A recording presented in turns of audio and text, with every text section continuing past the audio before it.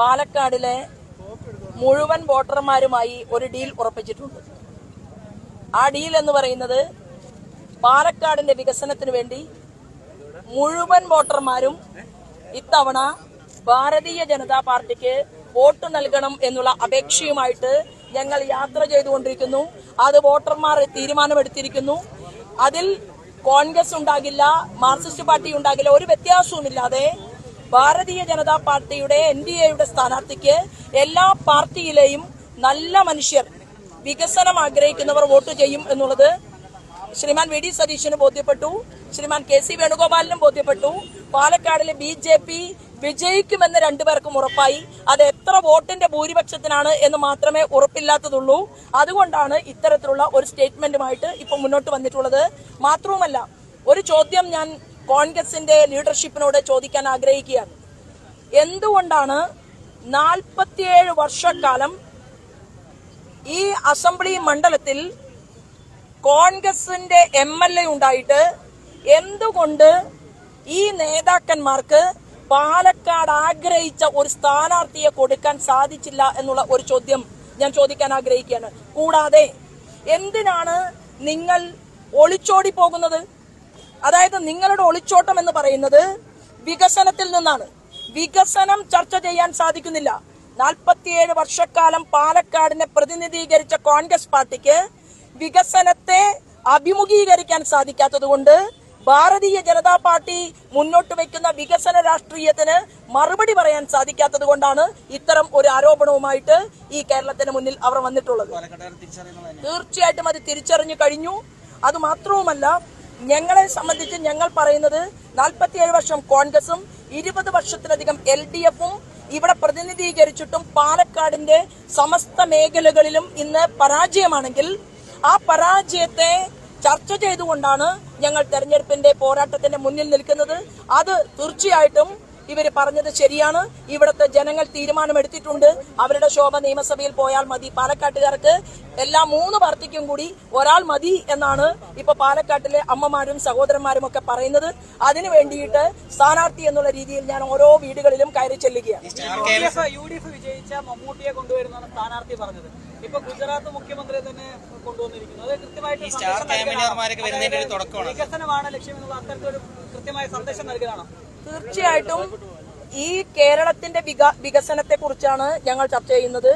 അതുപോലെ തന്നെ ഞങ്ങൾ ഇവിടുത്തെ പൊതുസമൂഹത്തോട് ചോദിക്കുന്നത് മാത്തൂരിലെയും കണ്ണാടിയിലെയും പിരായിരിയിലെയും കർഷകർ ഇന്നും ദുരിതം അനുഭവിക്കുന്നതിനെ കുറിച്ചാണ്. ജലസാന്ദ്രത കേരളത്തിൽ ആരാ BJPയുമായിട്ട് ഡീലുണ്ടാക്കിയിട്ടുള്ളത്? എത്രയോ നാളത്തെ ചരിത്രമാണെന്ന് പോലീബി സഖ്യം അവർ സ്ഥിരം ചെയ്തുകൊണ്ടിരിക്കുന്ന ഏർപ്പാടല്ലേ. അപ്പൊ ഈ കള്ളന്മാരെ മുന്നേ ഓടിക്കൊണ്ട് കള്ളം എന്ന് വിളിക്കുന്ന പോലെയാ ഈ കോൺഗ്രസിന്റെ ഏർപ്പാട്. അപ്പൊ അവരൊരു ഡീൽ എന്തൊക്കെ ഉണ്ടാക്കിയിട്ടുണ്ട്, എന്തോ ചെയ്യാൻ തീരുമാനിച്ചിട്ടുണ്ട്.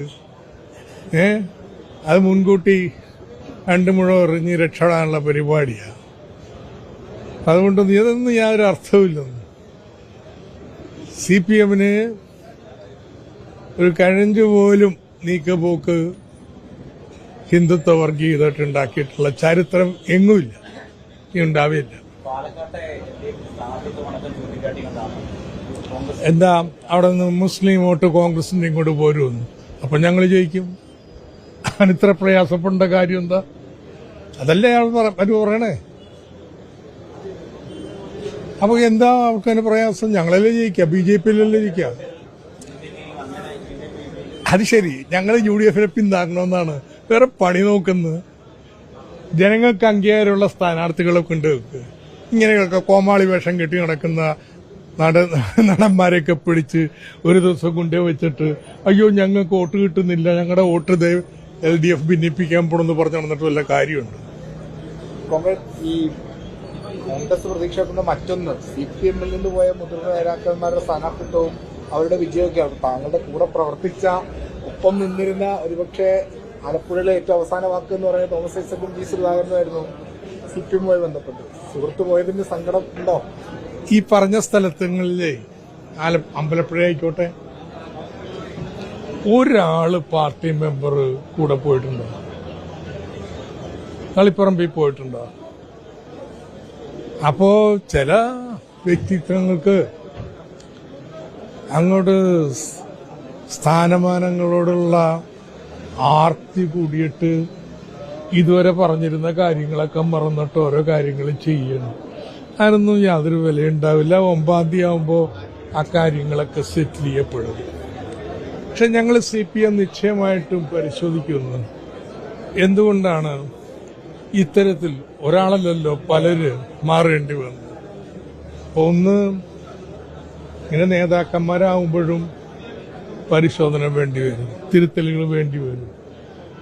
അല്ലാതെ അപ്രമാദിത്വമൊന്നും ആർക്കും കൽപ്പിക്കാൻ പറ്റില്ല. എന്താ ഇങ്ങനെ വന്നത് എന്നുള്ള ഞങ്ങൾ അദ്ദേഹം നേരെ പിടിച്ച് വായിച്ചുകൊണ്ടാണ് ഇങ്ങനെ പോയത്. അദ്ദേഹം ഇവിടെ ഒരു 10 മിനിറ്റൊക്കെ പ്രസംഗിച്ചാൽ എനിക്ക് 5000 വോട്ട് കൂടും. ഇതാ പ്രശ്നം. അമ്പലപ്പുഴയൊന്നും വിജയരാഘവൻ അറിയില്ല. ആലപ്പുഴ കമ്മിറ്റി കൂടാൻ വന്നിട്ടേ ഉള്ളൂ ചാർജായിട്ട്. നാടിനെ പറ്റിയൊന്നും അറിയില്ല. അതുകൊണ്ട് വിജയരാഘവൻ എന്തെങ്കിലും പറഞ്ഞിട്ട് പൊക്കോട്ടെ, ആ പാവത്തൊക്കെ വിട്ടേരും. മുഖ്യമന്ത്രിയുടെ ഫോൺ കോൾ താങ്കൾ കാണാതിരുന്നത് അത് ഞാൻ പറഞ്ഞു കഴിഞ്ഞു. അല്ല, പത്രത്തിൽ വന്നിട്ടുണ്ട്. അത് ഞാൻ പറഞ്ഞു, ഇവിടെ പറഞ്ഞു കഴിഞ്ഞു. മറുപടി ഞാനിവിടെ പറഞ്ഞല്ലോ, നിങ്ങൾ കേട്ടോണ്ടിരിക്കല്ലേ? അല്ല, വെളിയിൽ മൈക്കുണ്ടായിരുന്നു. അതൊക്കെ പിന്നീട് പറയാം.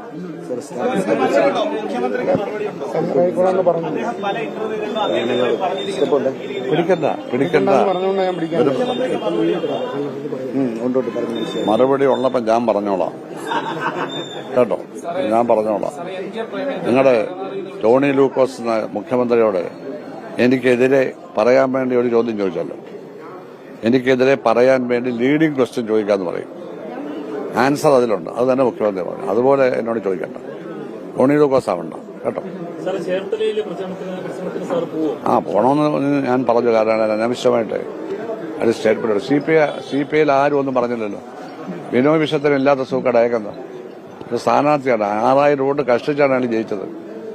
18,000 വോട്ടിന് ആ നല്ലവനായ നമ്മുടെ അദ്ദേഹത്തിന്റെ പേര് സൂര്യ കിടക്കുന്നത് എലോത്തവൻ ജയിച്ചെടുത്ത് നൂറാട്ടുകാരനായ പ്രസാദ് ഇവിടെ വന്ന് വെറും 6000 വോട്ടിനാണ് ജയിച്ചത്.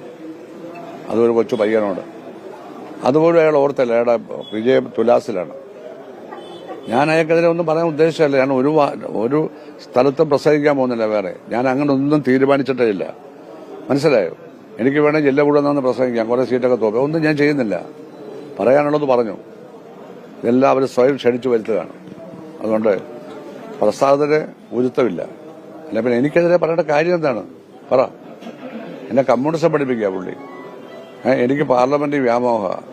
പുള്ളിക്ക് എന്തുവാ പിന്നെ എന്തിന്റെ വ്യാമോഹം തന്നെയാണ് മനസ്സിലാക്കുന്നത്? രണ്ടാമത് ഇവിടെ വന്നിട്ട് അത് അയാളുടെ നാട് പോലും. അവിടെ ഹരിപ്പാട് മുമ്പ് ചെന്നിത്തലയോട് 2 തവണ തോറ്റതല്ലേ? അല്ലേ? നാട് മുഴുവൻ ഓടി നടന്ന് മത്സരിച്ചിട്ട് അവസാനം ചേർത്തല വന്നാണ് രക്ഷപ്പെട്ടത്. അത് 18,000 6,000 അല്ലെ 7,000 അത് ചെവിക്ക് നുള്ളിക്കോട്ടെ. ഇവരൊക്കെ തിരിച്ചടി കൊടുക്കും ജനങ്ങൾ. ഞങ്ങളെയൊക്കെ സ്നേഹിക്കുന്ന ജനങ്ങളല്ലേ അവിടെ ഉള്ളത്? അല്ല, പ്രസാദം ഇലക്ഷൻ മത്സരിക്കാൻ വേണ്ടി വന്നുള്ളതല്ലേ? ഇവിടുത്തെ കുട്ടനാട്ടിലെ കർഷക തൊഴിലാളികളുടെ കൂടെ നിന്ന് തങ്കപ്പന്റെ തലവെട്ടി എടുത്തപ്പോഴേ ഞാനവിടെ താലൂക്ക് സെക്രട്ടറി ഔദ്യോഗികമായി ഷാളടിച്ച് സ്വീകരിക്കുന്നതാണ്. നെഹ്റു യുവകേന്ദ്രയുടെ ദേശീയ ഉപാധ്യക്ഷൻ വിഷ്ണുവർദ്ധൻ റെഡ്ഡി അവരെ ക്ഷണിക്കുന്നു.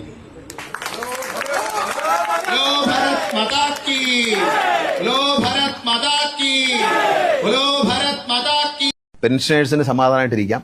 അടുത്ത 12 മാസത്തേക്കുള്ള പെൻഷനുള്ള ഏർപ്പാട് ചെയ്തിട്ടുണ്ട്. ഒരു ആശങ്കയും വേണ്ട. അടുത്ത 12 മാസത്തേക്ക് ജീവനക്കാരുടെ പെൻഷൻ മുടങ്ങില്ല. അതുപോലെ ശമ്പളവും മുടങ്ങി. അത് CM നിഷേധിക്കണ്ടെന്ന് അദ്ദേഹം. ആരെ വോട്ട് കച്ചവട? ആര് വായിച്ച? CPM ഉം BJP. അത് ശരി. അതില് ഞങ്ങളെ കുറിച്ച്, അതായത് CPIM-നെ കുറിച്ചും LDF-നെ കുറിച്ചും നാട്ടുകാർക്കാകെ കൃത്യമായിട്ട് അറിയാം. കുറച്ച് വോട്ടിനും 4 സീറ്റിനും വേണ്ടി രാഷ്ട്രീയ ചെറ്റത്തരം കാണിക്കുന്നവരല്ല ഞങ്ങൾ. അതുതന്നെയാണ് ഞങ്ങളുടെ കരുത്തും ശക്തിയുമായി ജനങ്ങൾ കാണുന്നത്. അങ്ങനെ കണ്ടാൽ തോന്നുന്നത് കൊണ്ട്. കാരണം ചില അസംബ്ലി മണ്ഡലങ്ങളിലെ സ്ഥാനാർത്ഥി നിർണയം കണ്ടാൽ തോന്നും ഇതെന്താ ഇങ്ങനെ. പാലക്കാട് UDF സപ്പോർട്ടേഴ്സിന്റെ UDFന് വോട്ട് ചെയ്യുന്ന ജനങ്ങളുടെ, അതായത് BJPക്ക് ഒരിക്കലും കിട്ടുകയില്ല എന്ന് ഉറപ്പുള്ള രാഷ്ട്രീയ പശ്ചാത്തലമുള്ള ജനവിഭാഗങ്ങൾ വളരെയധികം ഉൾക്കൊള്ളുന്ന ആ മണ്ഡലത്തിൽ അവിടെ UDFന്റെ വോട്ട് ക്യാച്ച് ചെയ്യാൻ ഒരാളെ കൊണ്ടുപോയി നിർത്തിയാൽ, സ്വതന്ത്രനെ കൊണ്ടുപോയി നിർത്തിയാൽ അതിന്റെ അർത്ഥം എന്താ? BJP എങ്ങനെയെങ്കിലും ജയിച്ചോട്ടെ എന്നാണ്. അത് നമ്മൾ പറഞ്ഞ് ജാതി ആക്കണ്ട. അത് ദുരുദ്ദേശത്തോടു കൂടിയാണ്. ചോദ്യം ദുരുദ്ദേശമാണെങ്കിൽ ഉത്തരം പറയാതിരിക്കാനുള്ള സ്വാതന്ത്ര്യം എനിക്ക്. VD സതീശൻ ഉൾപ്പെടെ പറഞ്ഞത് 10 മണ്ഡലങ്ങൾ എന്നാണ് പറഞ്ഞത്. ആ നിലയ്ക്ക് തന്നെ ഉണ്ടോ? 10 മണ്ഡലങ്ങളിൽ അതിൽ അധികം സൂക്ഷ്മമായി പരിശോധിക്കുമ്പോൾ ഒരു 10 മണ്ഡലത്തിലെങ്കിലും ഇത്തരത്തിലുള്ള ഒരു അതിശയകരമായ അതിശയകരമായ സ്ഥാനാർത്ഥി നിർണയം കാണാനുണ്ട്. അതാണ് ഇപ്പം കാസർഗോഡ് മണ്ഡലത്തിലുണ്ട്, അതുപോലെ പല മണ്ഡലങ്ങളിലുണ്ട്. നോക്കിയാൽ നിങ്ങൾ മീഡിയ പരിശോധിച്ച് നോക്ക് ഇതെന്താ എങ്ങനെയാണ്. ലീഗ് സ്ഥാനാർത്ഥി പത്രിക പെട്ടെന്ന് തന്നെ തയ്യാറാക്കി, കോൺഗ്രസിൽ കുറച്ച് സമയം വൈകി, അതൊക്കെ ശരിയാണ്. നിങ്ങൾ പോലും പുനലൂര് ഇപ്പോഴും അവിടെ തർക്കം. ഞാനിപ്പോ പുനലൂരിൽ നിങ്ങളെ വാർത്ത കണ്ടിട്ട് ഞങ്ങളുടെ സ്ഥാനാർത്ഥിയെയും വിളിച്ചു, അതുപോലെ തന്നെ കോൺഗ്രസിന്റെ നേതാക്കളെയും വിളിച്ചു. അവിടെയുള്ള കോൺഗ്രസിന്റെ നേതാക്കൾ മുഴുവൻ ഒറ്റക്കെട്ടായി ഞങ്ങളുടെ സ്ഥാനാർത്ഥിയുടെ കൂടെ ഉണ്ട്. മറ്റൊരു ഒറ്റപ്പെട്ട സംഭവമാണ്. അതിനകത്ത് രാഷ്ട്രീയമായി യാതൊരു കാര്യമില്ല. പുനലൂർ വളരെ ശക്തമായ മത്സരമാണ് നടക്കുന്നത്. ഈ മങ്കടയിലെ കാര്യത്തിൽ എന്തെങ്കിലും എന്റെ കാര്യത്തിൽ എന്ത് പറയാനാ? അത് അവരോട് തന്നെ ചോദിച്ചാൽ മതി. അതിന്റെ റിസൾട്ട് എന്തായിരിക്കും അവരെന്നെ പറഞ്ഞിടും. ഞാൻ പറയേണ്ട കാര്യമില്ല. അപ്പൊ ഡീലുണ്ട് അല്ലേ? ഡീലുണ്ട്. അല്ല, കണ്ടാൽ തോന്നും എനിക്ക് ഡീലുണ്ടാവില്ല എന്നുള്ളത്. പിന്നെ ഇപ്പോ പ്രതിപക്ഷ നേതാവ് പറഞ്ഞില്ലേ, പ്രതിപക്ഷ നേതാവ് പറഞ്ഞത് സ്ഥാനാർത്ഥി നിർണയം കണ്ടാൽ നമുക്ക് തോന്നും ഇതെന്താ ഇങ്ങനെ എന്ന് തോന്നും. അതാണ് ഞാൻ പറഞ്ഞത്. പക്ഷെ മുഖ്യമന്ത്രി അതിനെ ഗണ്ണിക്കുന്നത് കോലീബി സഖ്യം വടകരയിലും മറ്റൊന്ന് തൃശ്ശൂരിൽ ഈ പറയുന്ന ലോക്സഭാ തെരഞ്ഞെടുപ്പിനെയും ചൂണ്ടിക്കാണിച്ചു. അല്ല, ഈ വടകരയിലൊക്കെ പറഞ്ഞ സംഗതിയൊക്കെ ഇപ്പോ പുരാതന കാലത്തുള്ള സംഭവ വികാസങ്ങളാണ്. നമ്മളിപ്പോ ഈ തെരഞ്ഞെടുപ്പിലുള്ള കാര്യം പറയാം. ജനാധിപത്യത്തിൽ സ്ഥാനാർത്ഥിയായി മത്സരിക്കുമ്പോൾ ഒരേ തുക കെട്ടിവെച്ചുകൊണ്ട് ഒരേ ഭരണാധികാരിക്ക് മുമ്പ് നമ്മൾ പേപ്പർ കൊടുക്കുകയാണ്. ഇപ്പോൾ അദ്ദേഹം മന്ത്രിയല്ല, അദ്ദേഹം MLA അല്ല, ഞാനും അദ്ദേഹമൊക്കെ സ്ഥാനാർത്ഥികളാണ്. പക്ഷേ അദ്ദേഹം എന്നെ എത്രത്തോളം എന്നെക്കുറിച്ച് മോശം പറഞ്ഞാലും എനിക്ക് മനസ്സിലുള്ളത് എൻ്റെ പിതാവായിട്ടൊക്കെ നല്ല ബന്ധമുള്ള, എൻ്റെ കുടുംബമായിട്ട് നല്ല ബന്ധമുള്ള ശ്രീ ശിവൻകുട്ടിയാണ്. അദ്ദേഹത്തിന് ഞാൻ പറഞ്ഞില്ല, എൻ്റെ ഒരു അപ്പൂപ്പനെ പോലെ അദ്ദേഹത്തിന് എന്നെ കുറ്റം പറയാനുള്ള അവകാശമുണ്ട്. അദ്ദേഹം തന്നെ മന്ത്രി അപ്പൂപ്പൻ എന്നല്ലേ പറയുന്നത്. ഞാനൊരു കൊച്ചുകുട്ടിയല്ലേ, കുഴപ്പമില്ല.